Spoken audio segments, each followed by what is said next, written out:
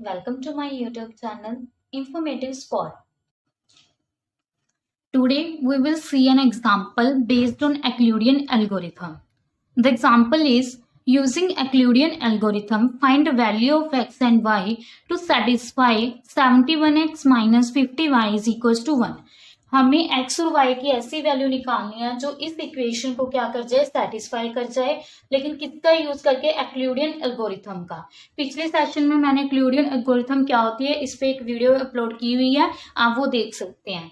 और जो एक्लूडियन एल्गोरिथम है, चाहे आपको कहा है चाहे नहीं कहा, अगर आपको इसका एक्स और वाई फाइंड करना है तो आप एक्लूडियन एल्गोरिथम का अगर यूज करते हैं तो वो बेस्ट रहेगा आपके लिए, क्योंकि ये बहुत इजी है एक्लूडियन एल्गोरिथम।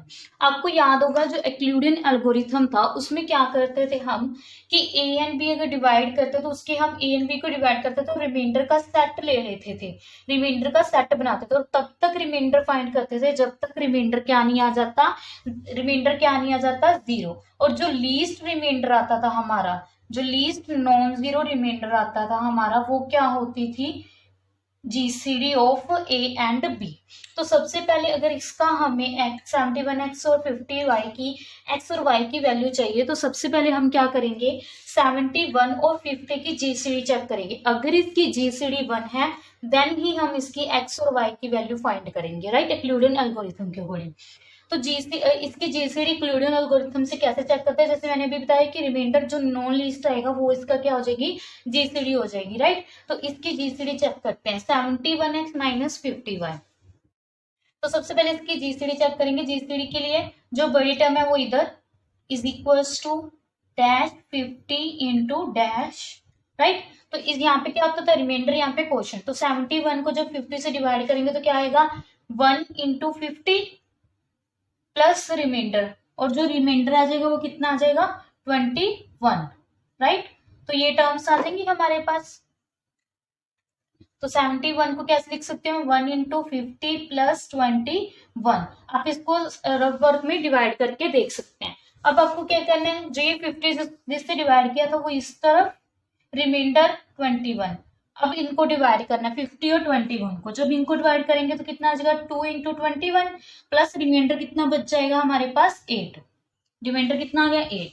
कंटिन्यू करते हुए फिर हम क्या करेंगे, 21 8 से करना है, प्लस रिमाइंडर आएगा कुछ, 8 को किससे मल्टीप्लाई करेंगे अब हम, 2 से। 8 2 जा 16 प्लस रिमाइंडर 5, राइट। अब फिर 8 को करते हैं, तो ऐसे कंटिन्यूस करेंगे।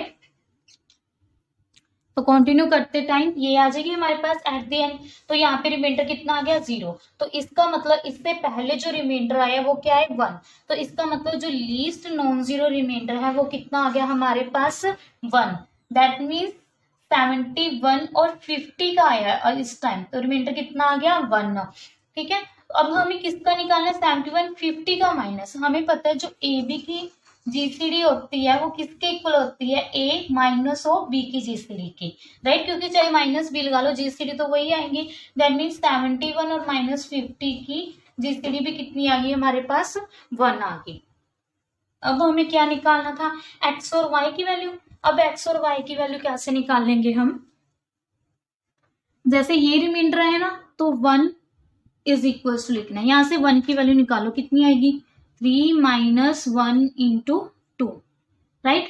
अब यहां से 2 की वैल्यू निकालनी है, अप जाना है अब हमें, ठीक है। जैसे 1 की वैल्यू निकाली, अब किसकी वैल्यू आएगी, 2 की। तो यहाँ पे किसकी वैल्यू पुट कर देनी है आपको, 2 की वैल्यू, राइट। 2 की वैल्यू क्या आएगी, 5 माइनस 1 इंटू 3। तो 3 माइनस 1 ब्रैकेट में इंटू है, तो 5 माइनस 1 इंटू 3। तो इसकी वैल्यू क्या आ गई, 3 माइनस 5 प्लस 1 इंटू 3, 3 2 टाइम्स है तो इसको मैं लिख सकती हूँ 2 इंटू 3 माइनस ऑफ 5। ये स्टेप भी हो गया, ये भी। अब किसकी वैल्यू पुट करनी है, 3 की। 3 की क्या है, 8 माइनस 1 इंटू 5, तो 3 की वैल्यू पुट कर देते हैं। अब 2 इंटू 3 की वैल्यू कितनी है, 8 माइनस 1 इंटू 5 माइनस ऑफ 5, ठीक है। अब इसको कैसे लिखोगे, 2 इंटू 8, 2 1 सा 2 माइनस 2 और माइनस 1 माइनस 3, तो माइनस 3 इंटू ऑफ 5। अब आपको ये होगी 3 की वैल्यू, अब किसकी वैल्यू पुट करनी है, 5 की। 5 की 21 माइनस 2 इंटू 8, तो यहाँ पे 5 की वैल्यू पुट कर दो। 2 into 8 minus 3 into 21 minus 2 into 8। ऐसे ही आपको 5 की पुट कर दी। अब किसकी करनी होगी? 8 की। ठीक है, अब आप 8 की वैल्यू और इसको पहले इसको सॉल्व करेंगे, जो कॉमन आता है वो कॉमन निकाल लेंगे।